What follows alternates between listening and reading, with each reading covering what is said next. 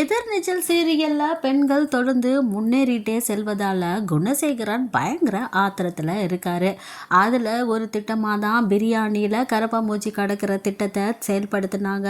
அதுவும் தோல்வியில் முடிஞ்சதுனால குணசேகரன் பயங்கர கோபத்தில் இருக்கிறாரு.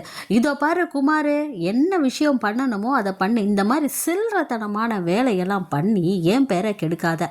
உன்னால் செய்ய முடிஞ்சா செய், அப்படி செய்ய முடியலன்னா பொறுப்பை என்கிட்ட விட்டு நான் எல்லாத்தையும் பார்த்துக்கிறேன் அப்படின்னு கத்துறாரு. இதை எடுத்து கதிரும் என்னென்ன ஒரு சொதப்பலான ஐடியா கொடுத்து அதை கூட உங்களால் சொல்ல முடியலையே, இப்படி பண்ணிட்டீங்களே அப்படின்னு சொல்கிறாங்க.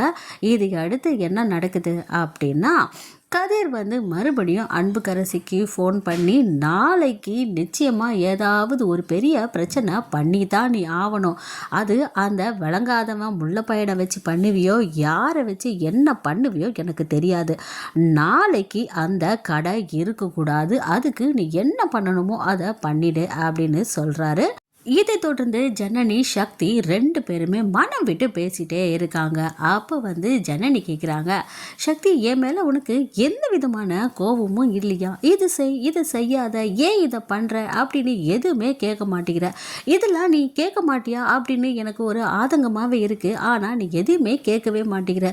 ஏன் சக்தி அப்படி இருக்க? எதுவாக இருந்தாலும் வாயை திறந்து சொல்லு சக்தி அப்படின்றாங்க. ஆனால் அப்பவும் சக்தி எதுவுமே சொல்லாமல் அமைதியாகவே இருக்காரு. ஒரு கட்டத்துக்கு மேலே சக்தி, உன்னோட வாழ்க்கை இப்படி இருக்கணும், நீ சந்தோஷமாக வாழணும் அப்படின்னு நிறைய கனவுலாம் நீ கண்டுட்ருப்ப. ஆனால் என்னால் தான் எல்லாமே இப்படி ஆயிடுச்சுன்ற வருத்தம் எனக்கு இருக்குது சக்தி. ஆனால் உன்னோட ஆசை என்ன? நம்ம குழந்தை பெற்றுக்கிட்டு சந்தோஷமாக இருக்கணும் தானே, நம்ம ஏன் இப்போ குழந்தை பெற்றுக்க கூடாது அப்படின்னு கேட்குறாங்க. அப்போ சக்தி சொல்கிறாரு, இப்போ தான் நீ ஏதோ ஒரு பெரிய முயற்சியை எடுத்து தமிழ்ச்சோறு அப்படின்னு ஆரம்பிச்சிருக்க. இந்த நேரத்தில் நான் உன்னை கஷ்டப்படுத்த விரும்பலை. நம்ம ரெண்டு பேரும் சேர்ந்து தானே ஒரு முடிவு பண்ணோம், இப்போ குழந்தை பெற்றுக்க வேண்டான்னு. அதே முடிவில் நம்ம தீர்க்கமாகவே இருப்போம். இப்போ நமக்கு குழந்தை வேண்டாம் அப்படின்றாங்க.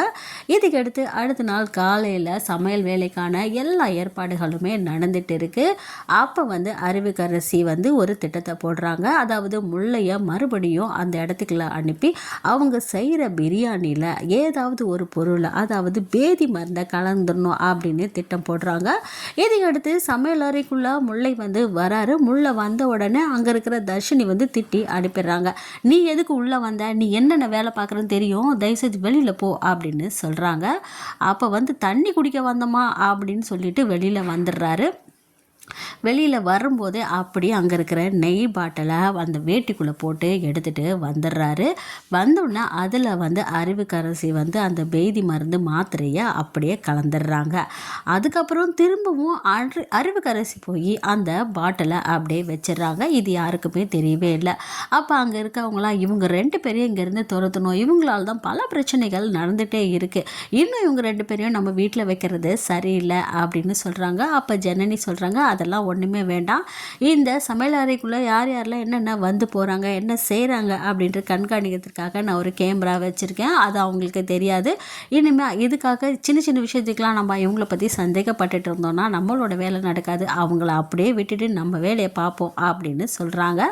இதை எடுத்து அந்த நெய்யை போட்டு எல்லாருமே சமையலெல்லாம் செஞ்சுட்டு அவங்க மறுபடியும் ஃபுட் ட்ரக்கை எடுத்துகிட்டு தமிழ்ச்சோறு ஸ்டார்ட் பண்ணுறதுக்காக அங்கே போகிறாங்க. அங்கே சாப்பிட்றவங்களுக்குலாம் என்ன நடக்குது, இதில் எப்படி ஜனனி சிக்க போகிறாங்க, இதன் மூலயமா அடுத்தடுத்து என்னென்ன நடக்க போகுது அப்படிங்கிறத நம்ம இந்த விமர்சனத்தில் பார்க்கலாம். நான் சொல்கிற விமர்சனம் உங்களுக்கு பிடிச்சிருந்ததுன்னா நீங்கள் லைக் பண்ணி சப்ஸ்கிரைப் பண்ணுங்கள். அடுத்து வேறு ஏதாவது சீரியலை படுத்தி தெரிஞ்சுக்கணுன்னா நீங்கள் கமெண்ட் பாக்ஸில் சொல்லுங்கள். அந்த சீரியலை படுத்தி டிவியில் வர்றதுக்கு முன்னாடி நான் பல விதமான விஷயங்களை உங்களுக்கு சொல்கிறேன். நன்றி, வணக்கம்.